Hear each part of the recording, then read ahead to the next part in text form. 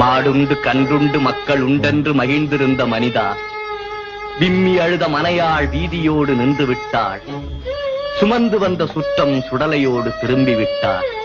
இப்போது உனக்கு பேரங்கே, பெரிய தனமெங்கே, ஊரங்கே, உறவெங்கே? நீ எரிந்து விட்ட சாம்பல். இருந்தபோது சிம்மாசனம், இறந்த பிறகும் ஒரு மேடையா? முடி சார்ந்த மன்னரும் முடிவில் ஒரு பிடி சாம்பலாவார்.